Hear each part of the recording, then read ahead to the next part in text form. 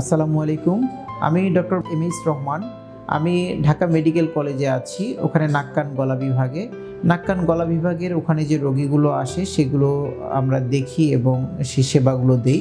এখানে বহির্বিভাগে আমরা সেই সেবাগুলো দেই। একই সাথে সাথে অন্তঃবিভাগে আমরা বিভিন্ন ধরনের যে অপারেশনগুলো হয় সেগুলো আমরা সেখানে সেবা প্রদান করি। ঢাকা মেডিকেল কলেজে সেবা প্রদানের পাশাপাশি আমরা একই সাথে বিকেলের দিকে প্রতি রবিবার, মঙ্গল, বুধবার এই সময়গুলোতে হলি ল্যাব, এটা হচ্ছে আপনার জামগড়া, আশুলিয়া, এখানে আমরা সেবাগুলো প্রদান করে থাকি। যেই সেবাটি আমরা ঢাকা মেডিকেল কলেজে দিয়ে থাকি সেই সেবাটি একই মান বজায় রেখে উচ্চতর যে সেবাগুলো সেই সেবাগুলো আমরা এখান থেকে আমরা প্রদান করে থাকি। কিছু কিছু রোগী আসে যাদের নাক বন্ধ থাকে, নাকে পলিপের সমস্যা, অনেকের মাথা ব্যথাও হয় এখান থেকে।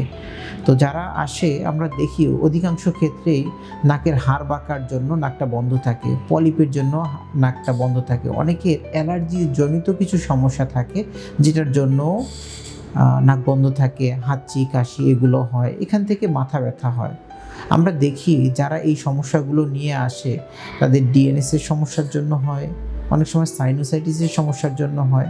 আপনারা এই কথাগুলোর সাথে অনেক পরিচিত, জানেনও। অনেকের মাথা ব্যথা মাইগ্রেনের জন্যও হয়।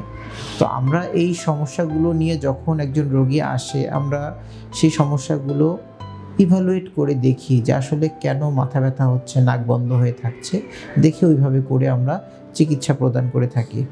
আমরা অনেক রোগী পাই ঢাকা মেডিকেল কলেজে।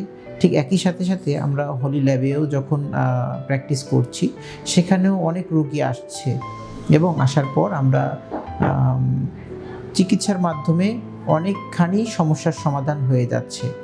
অধিকাংশ ক্ষেত্রেই ওষুধের মাধ্যমে চিকিৎসা দিয়ে সমস্যার সমাধান করা সম্ভব, কারো কারো ক্ষেত্রে এটার জন্য অপারেশন লাগে।